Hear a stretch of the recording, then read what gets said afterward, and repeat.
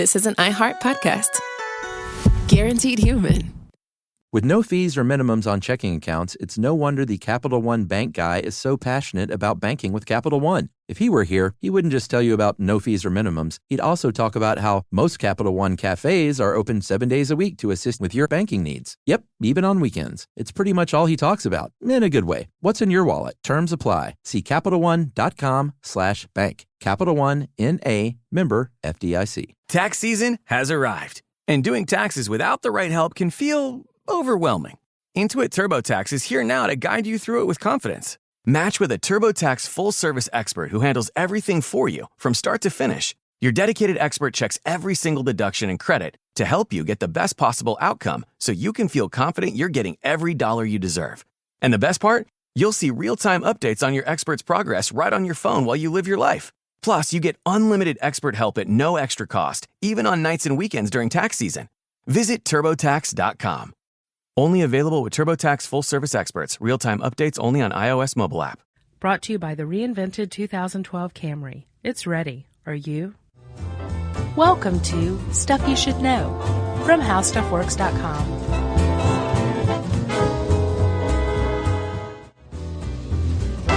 Hey, and welcome to the podcast. I'm Josh Clark. With me, as always, is Charles W. Chuck Bryant. Put us together, and you've got the podcast duo that's huge in Dallas. Yeah, you got a lot more than that. Yeah. Got about 400 pounds of hairy goodness. Yeah. Wow. Slippery, hairy goodness. Yeah, 400 pounds, and I'd say at least 100 pounds of that is hair. Yeah. Right? I wish. If I could get a haircut, and that would solve that problem. And a shave. You did get a haircut. We have the same haircut. That's we have right. matching hair. Yes. It's like, it's called the 5 guard. Yeah, 4 guard. You go. Is there a 5? Yeah, I go with 5. I do a 4, and then I do a 3 on the sides. Just feather it up. You know what's weird? This conversation? It's yes. Yumi says that she can smell a new haircut. You know how you can smell a freshly cut lawn? Uh-huh. She says she can smell a new haircut, and I'm like, no one else on the planet can. We even looked it up. There's no reference on the entire internet to smelling a new haircut, right? Maybe she's a super taster smeller. I was going to say, I don't think that translates to taste, Chuck. Okay. But Is that her segue? I think that works, kind of, right? I mean, consider this. You know when you've ever smelled something, and you're like, I know what that would taste like, but it wouldn't taste like that. But you can tell how something would taste, or how you would imagine it would taste. Right. The reason it's so easy to imagine that is that smell and taste are as similar as any two senses are, because they're both reactions to chemicals. Yeah. Right. Olfactory is smell. Gustatory, we'll probably say those words, is taste. Very nice. I love gustatory. And the types, there are different types of molecules that react to different types of senses, right? Yes. So you have an odorant that we smell, Right. that reacts with our odor receptors. Right. And then you have gustants or tastants. Yes. I prefer tastants. I'm a gustant guy. Are you? That react with the taste receptors on our tongue, right? Right. But because they're so close, you really actually can't have one without the other, which if you've ever had, any industrial accident associated with chlorine, you'll know that not only can you not smell any longer, you can't taste any longer. Yeah. Or that's why Like, food tastes weird when you have a cold. Like Patty and Selma. They had an accident. I can't remember what happened, but they everything tastes like cardboard to them. It was like this offhanded thing they said in The Simpsons, but after it sunk in, I'm like, that's the most depressing thing I've ever heard. Yeah. They were big smokers, too. Yeah. Yeah. Yeah. I guess that was my Patty and Selma.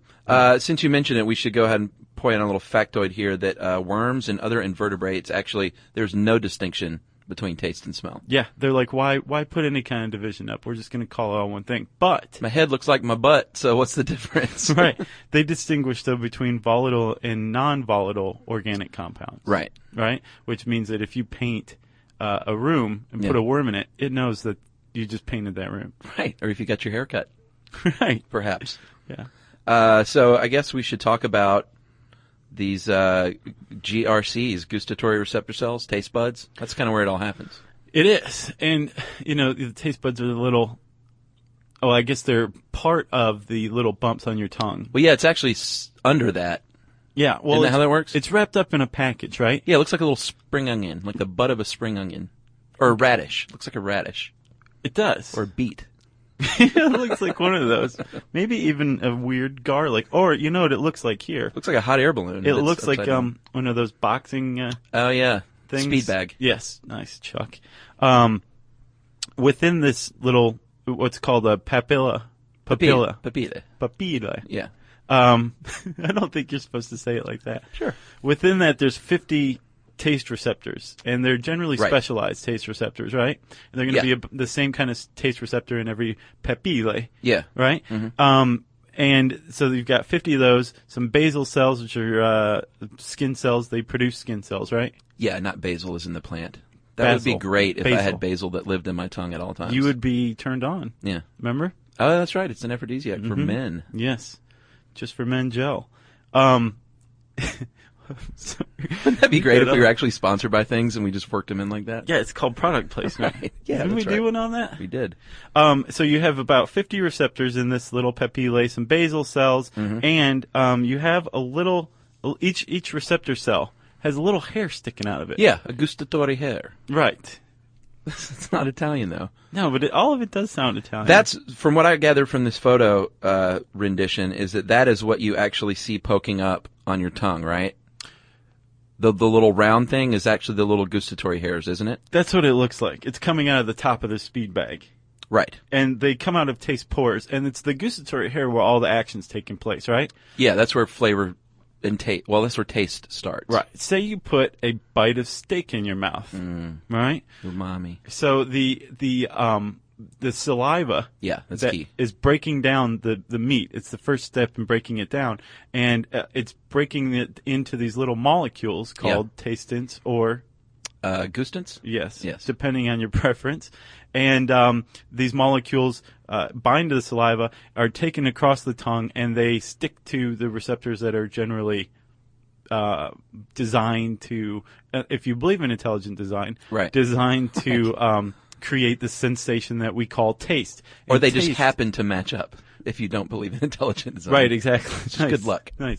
And Chuckers, taste is much different from flavor, isn't it? Let's define taste and flavor, because this is a big thing. Yeah, flavor, I think Sarah Dowdy, actually, of Stuff You Missed in History Class, fine podcast, she wrote this, and the way she put it, which I thought was great, was flavor is sort of like a full body, and we'll get into actually that stuff later with the gut cells, but flavor is a whole body experience. Right. It's all your senses, including smell, obviously, tactile, and she said that with spicy food, pain is factored in as one of the aspects of flavor. Yeah. I love that. So taste is this tastant molecule wrapped up in your saliva, smacking against a gustatory hair.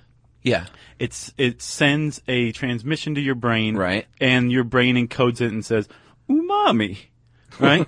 Right. Or salty. Right. There's different voices for each taste, as I'm sure you know already. Oh, yes. Don't ask me to do sour. But that's just the we will later. That's just the taste. The flavor is that the pressure that the steak puts on your tongue. Right. The tactile sensation of the kind of ends of the meat. Mm-hmm. You know what I'm saying? It's just kind of dancing across your tongue. Yeah. Or if you like your steak rare, medium rare, like I do. Me too. That lump of like warmish, coldish, bloody flesh. Right. Yeah. And then, like you said, pain too. All of our vegetarian fans just turned off. Right, yeah. They just are so disgusted right now. But that whole sensation is flavor, and all these Yeah. different sensations are going to the brain, and the brain's like, Yeah. oh, steak. Yeah. You know what I want to know? And actually just thought of this. What is the deal when you eat a piece of cheese? Someone will tell me this, I'm sure. Like you get a piece of sharp cheddar and it feels like your jaw locks up. You ever have that with certain flavors? No. Really? Your jaw lock? I know with really dill sour flavor, I'm like, "Mwah." No, I'm talking about, Jerry, have you ever had that? With cheese? Jerry's asleep. Jerry's I'll "What put are a you piece of guys cheddar talking in my mouth and my jaw just clenches, noticeably clenches. I have no idea what you're talking about. Jerry just said yes. Jerry doesn't know what we're talking about at all. Well, that may be, we're going to talk about supertasters in a minute. There are different types of tasters, we found out. Mm-hmm. It's not the same for everyone, so maybe that's one of my, my kinds. Right, and here's a little spoiler about super tasters. The key to super tasters, they have more taste buds. Yeah. It's huge. Boring. Yeah. All right, so Chuck, there are, of course, what every school kid knows are primary tastes, right? Yeah, sweet, salty, sour, bitter. Right. Back in our day, that was it. That's all the taste you get, Right. Sonny. Yeah. And what was it? Salt, sweet, sour, bitter. Yeah. Right? And then what's funny, in the Western world, for a good century after a fifth taste was discovered, we still stuck to these four and didn't recognize that there was a fifth one. Americans. Right? Because the researcher was Japanese, right, and his work was never translated to English. So in about 1901, a Japanese researcher named Kikune Ikeda. Yeah. Thank you. Ikeda? Ikeda. Ikeda? Yeah. In the early 1900s, he discovered something called umami, which means a delicious, savory taste in Japanese, right? Right. What he was doing was he was cooking some of that Japanese seaweed that we both love. And he was like, you know what, this is neither sweet, salty, bitter, or sour. So he started researching it, and he found out that he isolated the glutamic acid and found out that it had its own gustatory receptor. So he was like, this is legit. Right. Except and he said it in Japanese, which is the problem. Right, yeah. And everybody was like, what did that guy just say? Umami? What the heck is that? Let's go back to the World's Fair in St. Louis. Right. Have some ice cream. Yeah. So one of the reasons also that it was never really investigated over here is umami is much more of a flavor that is in Japanese dishes. Like you said, seaweed. Right. Huge. But also over here we have tomatoes and umami flavor. Meat. Yeah. Savory. Sure. Right? And Ikeda's research was backed up in the West in 1985. Yeah, a little later. Yeah, when some researchers started to try to isolate the taste for monosodium glutamate. And remember, umami is glutamic acid, right? Yes. So glutamic acid. Mm-hmm. So they're trying to isolate the flavor of MSG, which is a pretty distinct savory flavor. Yeah. And they found that no combination of the primary taste, bitter, sweet, salty, sour, could replicate MSG. I wonder how they did that. I don't know. There's a lot going on in flavor science that is fascinating. Yeah. Yes. Huge. Yes. But it's, I'm curious. But they basically, you're right. They came away with nothing. All the combinations, they can't account for MSG and its magical properties of flavor and calories. And isn't it supposed to, like, make you feel full or something? Isn't that what they say? I don't know. No? With MSG?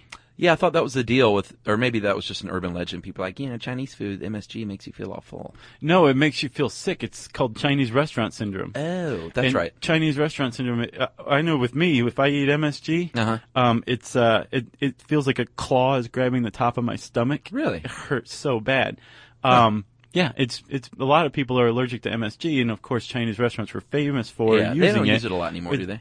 I don't think so. And most restaurants actually advertise whether or not they use it. Well, they advertise that they don't use it. They don't advertise like with MSG, right? Now because with it's MSG. seen as a bad thing. Sure. But remember, we got a listener mail-in once from somebody whose family owned a bunch of Chinese restaurants, and was like, "Will you guys talk about Chinese restaurant syndrome because MSG is found in like snack chips or right, and we get all the blame, right? And it's not just Chinese restaurants, and a lot of Chinese restaurants have stopped using MSG. So there you go, listener. We satisfied that 2-year-old listener mail. Yeah, just we now. Finally get around to it. And did you hear what a pro I was? I didn't cite the snack chip that he used as an example. That's how good we're getting. Wow. Yeah.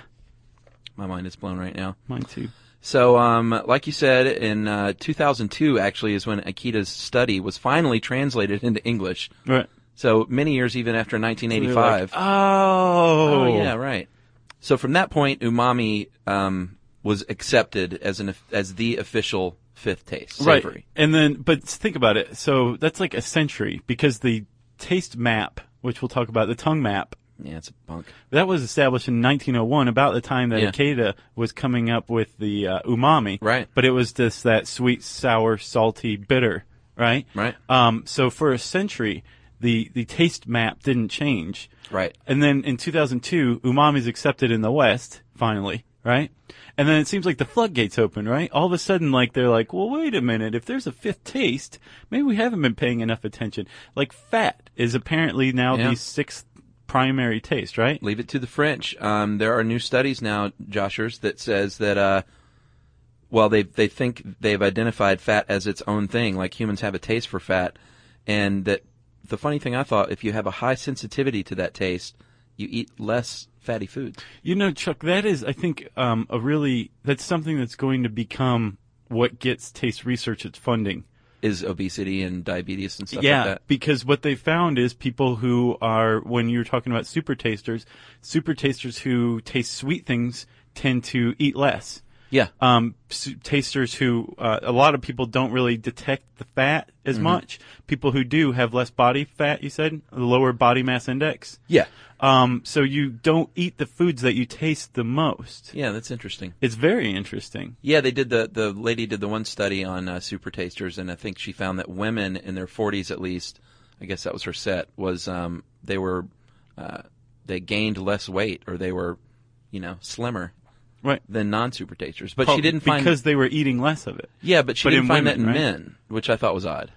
I guess men are just like... We just shovel whatever in our mouth. Bring it on. Yeah. Or it's like, oh, you want me to lose some weight? Watch. I'll just drink water for a day and there's 50 pounds shed. Right. Yeah. So, Chuck, now it's 2010. Yes. And if you stick out your tongue, please stick out your tongue, Chuck. You know, I bit my tongue almost all the way off when I was a kid. Oh, I see that. Wow. It's like Frankenstein's tongue. Sort of. So, all right, Chuck, stick out your tongue, please. Still? Yeah. So we've got umami. We've got sweet. Yeah. Sour. Bitter. Yeah. Salty. Yeah. Fatty. Yeah. Yeah. Yeah. And it looks like that's a pretty fat tongue, Chuck. Yeah. It's not thick, though. Look at how fat I have. This is worse than the beep boop. I like the beep boop.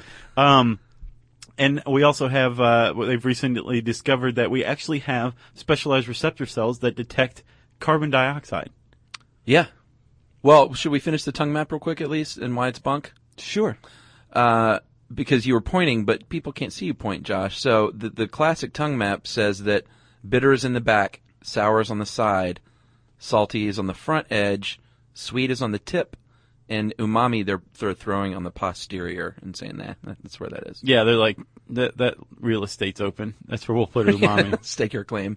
But they've also found that that there's fat somewhere, has to go in there somewhere, right? Yeah. Do they know where that is yet? Or is it still new? Yeah, it's too new from what I understand, right? Right. But I think it's not just I think it's going to take the tongue map away. It's going to be done away with because there are primary tastes, certainly, but they're finding that, the whole tongue map, when it was invented in 1901 D.P. Hanig? Yeah, a German researcher, basically what he did was to say areas of low sensitivity were depicted like there was no sensitivity. Like there's those lines that like there's actual borders. Right. And yes, maybe this area of the tongue is higher in receptor cells for umami or sweet or bitter, but that doesn't mean that it's not found elsewhere on the tongue as well. Yeah. And so a lot of tastes are a mixture of all of these, number one.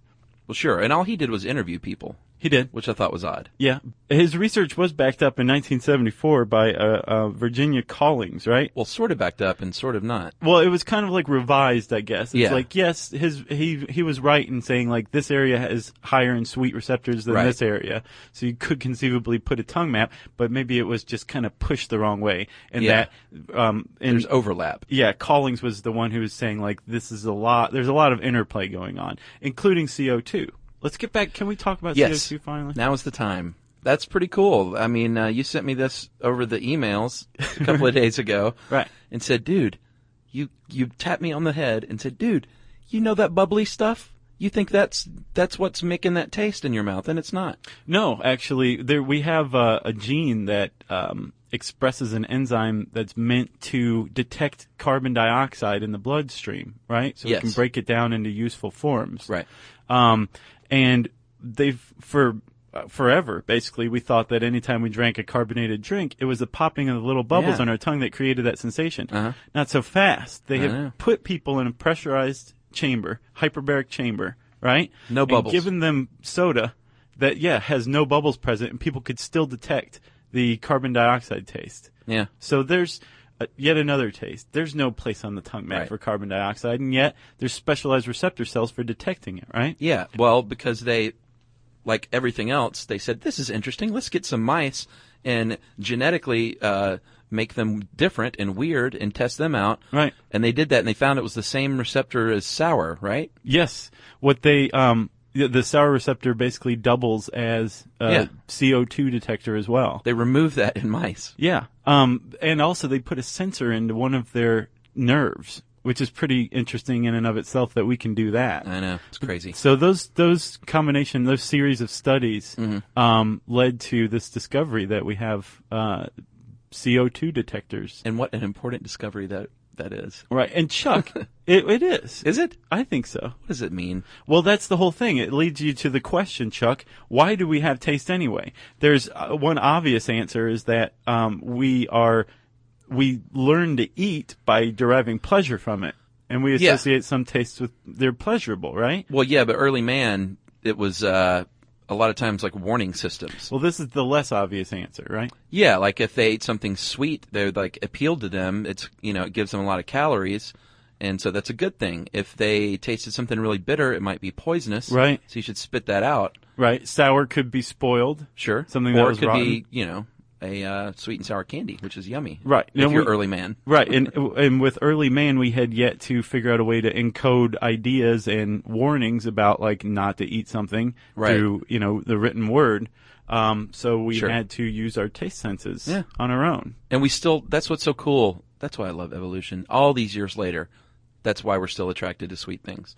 Mm-hmm. Because that was survival. It gave you calories to live, basically food energy. Right, but we have also gotten to the point where we are, you could say, a reasonably fat society here in the U.S., and you mix that together with health consciousness or self-consciousness especially, and all of a sudden you have artificial sweeteners, which you would think is good for your body, but they found that there's a correlation between using artificial sweeteners and type 2 diabetes. Yeah. Right? And they figured out, through this investigation, they figured out that there are taste cells elsewhere in the body. It's not just the tongue. And we're getting this idea that not only are tastes, there are more primary tastes than we realize. Tastes are interplays of different receptor cells. Right. And there's taste cells elsewhere in the body, in the gut specifically, but also probably in the pancreas, in the liver, in other areas. So these these molecules that are bound with saliva and that enter the gut, they start sending out other signals rather than meaty. Right. Like we were saying that like a bitter taste might be something poisonous. Sometimes you'll eat something poisonous and it gets past the old tongue, right? And you swallow it, and that's when the gut's taste cells kick in, and that's why you might it might spur vomiting. Right. It triggers your vomiting reaction. Thank God. Yeah. That's one way. With the type 2 diabetes, with the sweet receptors in the gut are signaled by something sweet. Yeah. They tell the blood to start absorbing insulin, right? Yeah, They tell the surrounding cells to start absorbing insulin, or glucose. I'm sorry. Yeah. To burn for energy. Uh-huh. So insulin, which actually, Chuck, you remember we've talked about before, and I think whenever we talked about longevity, insulin's like the worst thing for your body. Right. But we use it to go into cells to basically open the cells so glucose can go be burned. Yeah. But if the glucose doesn't arrive, if there's no sugar eaten, and it's just an artificial sweetener, that signal is still triggered. But it's the insulin false. still goes and jams open your cells, but nothing gets burned. Right. And the insulin levels go up, and you have type 2 diabetes. So that's the tie between drinking like a diet soda, right, and potentially leading to diabetes. Right, but isn't that interesting that we figured out something new about taste, that it's all over? I know. It's an all-over sensation is what they're coming up with, right? That's crazy. So what else do we have, Chuckers? Well, I think we finally need to just map out the supertaster thing just a little bit more. Right. Because supertasters are pretty cool, and how it all happened is really cool. Shall I tell the story? I'd like to hear the story, Chuck. Way back in the 1930s, a scientist named Arthur Fox from DuPont was pouring some, and this is like every OSHA, this is the worst nightmare when they hear stories about this, laboratory stories like this. This dude was pouring some PTC. Do you want to say the long name? I do, but I have to find it first. I'm not prepared to say it. It is phenylthiocarbamide. Yeah, very nice. Thank you. So he was pouring some of this PTC. It's an organic compound into a beaker, And the way he described it was, he said, it suddenly became a cloud that started shooting all over the room. And this is when OSHA's like, oh, God. Yeah. And it basically filled up this room, and he was in there with his partner, and his buddy was like, it's awful. It's so bitter. And he was like, what are you talking about? Wow. That's not bitter. What do you mean? And then, that triggered the conversation. Wait a minute. What's going on here? Mm-hmm. You had a really awful reaction. And apparently, I've seen studies on YouTube. They don't use PTC anymore because it's dangerous. Right. But apparently, it's so bitter. It's like the reactions are hysterical. So he goes home and he starts putting this stuff on his family's tongues and his friends' tongues to see if they react the same way. And he found that there's no rhyme or reason who it happens to because it's a genetic trait. And they said they used to use this for, it's so specific of a genetic trait, they used to use it for paternity cases, like up through like the 1970s. Holy cow. Yeah, they said it's the most like, one of the most common Mendelian traits right up there with like eye color and blood type is whether or not PTC makes you like freak out with bitter. Really? Yeah. Isn't that crazy? That's a terrible test. Yeah. So, and it's a specific gene. There's a dominant allele for the TAS2R28 gene, right? Yes. They've isolated that? Yeah, 70% of people, this is what's weird, 70% gets the bitter taste, 58% of Australians, and 98% of Native Americans in both North and South America. Almost all of them have that reaction. Really? Yeah, isn't that crazy? Yeah. I don't even know what it means. I just thought it was interesting. So in 1991, there was a researcher from Yale who coined the term supertasters, right? Yes. And it's not just bitter, and it's not just people who react to PTC or PCP. Yeah. Right? Everyone reacts to PCP. Yeah, but whether or not you beat up 10 cops, I think is probably, sure. That's a paternity test too. Right. Let's see how you react to PCP. Right. It's not just this bitter taste, right? You can have a super taster who really tastes sweet things. Right. Really tastes umami. Really, it's a primary taste, right? Yeah. That's just heightened. And like we said, the spoiler is you just generally have more of these papillae. Yeah. You have more taste buds of the certain Sure. type than other people. Yeah, and it can be a good thing. Like, to have a heightened sense can be good in certain respects, but it also apparently, like coffee and Brussels sprouts and really sweet and spicy things, super tasters can't handle that a lot of times. So it's a curse as well as a blessing. Yeah.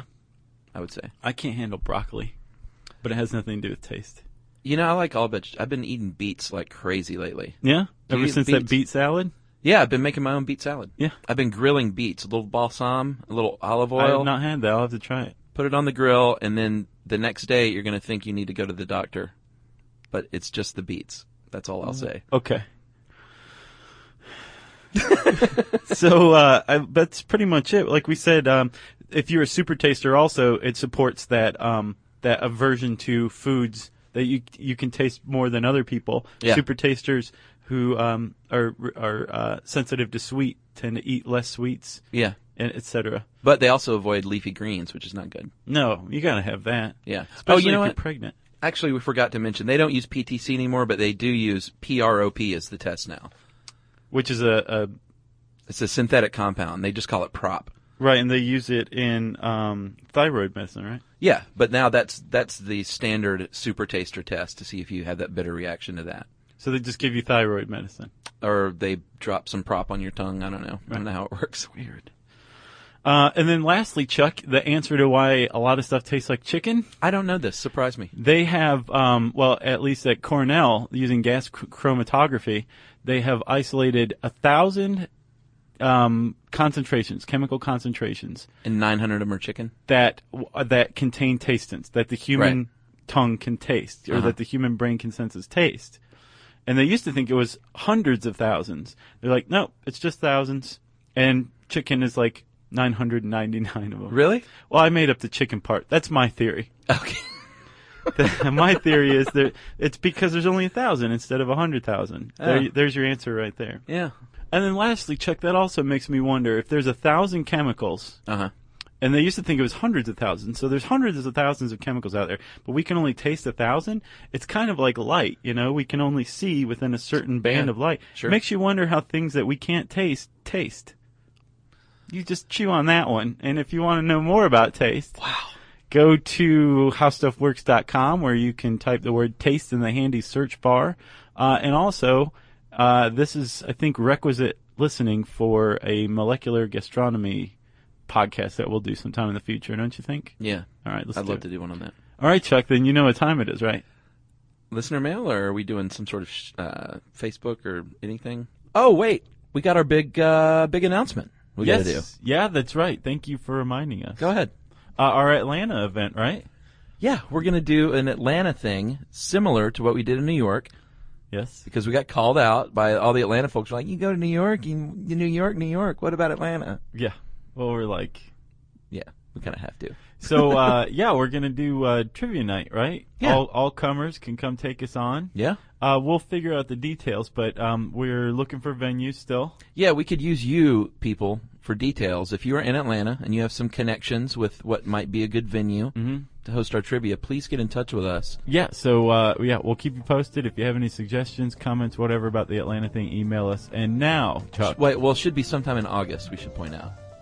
Okay. But we don't have it locked down yet, but look for it in the next 6 weeks. Right. Now, listener mail, right? Yeah. All right, Josh, I'm going to call this rare shout-outs because we don't do these very often. Shouts out. Shouts out. Shouts outs. I'm like the new William Sapphire. Hi, Josh and Chuck. My husband and I are huge fans of your podcast. We eagerly wait every Tuesday and Thursday so we can hear what you have to say. I guess that proves we're fans. Yeah. Now you can be my heroes as well. Next Saturday, July 17th, is my husband's 24th B-Day. Chuck, this is very kind of you. I know, we don't do this very often. We just bought our first house. He made me promise not to buy him anything, I guess, because they just spent all their money on a house. Yeah. Wondered if you'd give him a shout. I know you don't do this often, so let me tell you why he's cool enough to get a one-of-a-kind birthday greeting. His name is DJ Vile. Seriously, he's in your Facebook group. V-I-L-E, DJ Vile. And I don't think that's... Is he a DJ? No, I think that's his name. His name's Crazy. like Donald James Vile or something. Well, if he ever becomes a DJ, then... He's all set. Yeah. He's like, just call me me. He listens to every one of your podcasts.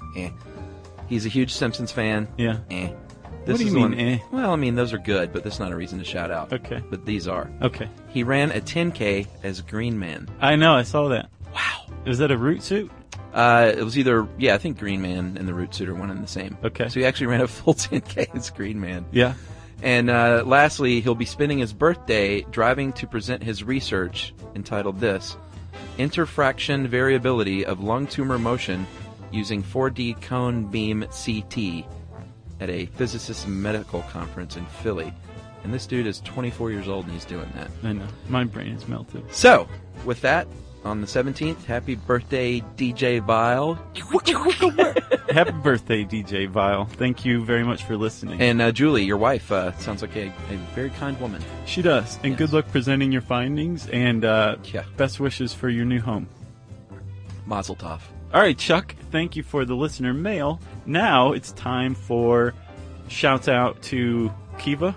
Kiva.org/team/stuff you should know, or if you just go to community, you can search Stuff You Should Know. Right. Join our Kiva team. We are on a mission to raise $250,000 in loans. And we're making it, and we're doing it with how many? We have hundreds of thousands of Stuff You Should Know listeners. Yeah. We have like 2,000 and change members on the Kiva team. Yeah, right? so there's like 180,000 of you out there that are really disappointing us. Right, and but on the same token, we're very, very proud of the 2,000 and Yes. change who are members of this Stuff You Should Know Kiva team. Star because so far they've raised 170,000 and then some. Yeah. So far, and we're on the way to. We're on yes, the team. yeah, we are included, but there's people on there who put us to shame. Yeah. You know, And they're like heading it up on their own, too. Yeah, there's some really great people on there. Somebody was like, somebody got a bonus at work and made a loan. Somebody, I think an auto repair wasn't as much as they thought, so they used the difference on Kiva. They made a loan on Kiva. I'm like not that people good of that a just person. make us look like vile. Like I DJ find vile. $20 on the ground, and like if I'm not hungry, I might think about not spending it on beer and giving it to Kiva. I have a similar problem. Yeah. So thumbs up to our Stuff You Should Know Kiva team. If you want kudos from us, you can join it yourself. Again, that's www.kiva.org/team/stuff you should know. It's a very welcoming community of people, right? Great people. We're on Facebook. We have a Facebook page with 12,000 and then some fans, and we are extremely active on it. Yeah, it's actually a fun Facebook page. Right. I should say Chuck is way more active than I am, but Well, you hold down the Twitter on. thing. Yeah, I do Twitter. But we're both on there, but Chuck is really, really good about responding to people's comments and questions and stuff. So if you want to interact with us, especially Chuck, you can go to facebook.com/stuff you should know. We're also on Twitter, SYSK Podcast. You can follow us in our stupid musings, and we get caught up in hoaxes and stuff, and have to eat crow thanks to me. Right, or we get told you got to take that down. You can't say that. Right, yeah. You're going to get in trouble. You're going to get everybody in trouble. And then what's the last thing? There was one other thing. I can't think of anything. T-shirts. Yeah. The T-shirt contest is over. We have 5 winners, and you can buy every single one of these awesome T-shirts, 5 different Stuff You Should Know designs at the Discovery Store. Uh-huh. Go to store.discovery.com and search Stuff You Should Know, and it'll bring up all 5 T-shirts. Yes. And that's it, man. That's it. If you have anything cool to say to us, or we want to hear it, put it in an email. Send it to stuffpodcast@howstuffworks.com. For more on this and thousands of other topics, visit howstuffworks.com. Want more How Stuff Works? Check out our blogs on the howstuffworks.com homepage. Brought to you by the reinvented 2012 Camry. It's ready. Are you? The NFL playoffs are here, and Wild Card Weekend, powered by Verizon, is in full swing. Man, it all comes down to this. The stakes are high, hopes are higher, and everything is on the line. My goodness! It's win or go home, and every moment counts on the road to Super Bowl 60. It's a touchdown! Wild Card Weekend, powered by Verizon. Through Monday. Visit watch.nfl.com for the full schedule. You know, Donald, I just want to scream out into this canyon and tell the whole world T-Mobile's got home internet. Do it, Zach. T-Mobile's got home internet! Let me try. T-Mobile's got home internet! How much is it? What? Just $35 a month, and it's guaranteed for 5 years. I'm switching! Me too! T-Mobile's got home internet. Just $35 a month with auto pay and any voice line. And it's guaranteed for 5 years. Taxes and fees apply. See T-Mobile.com/ISP for details and exclusions. This is an iHeart podcast. Guaranteed Human.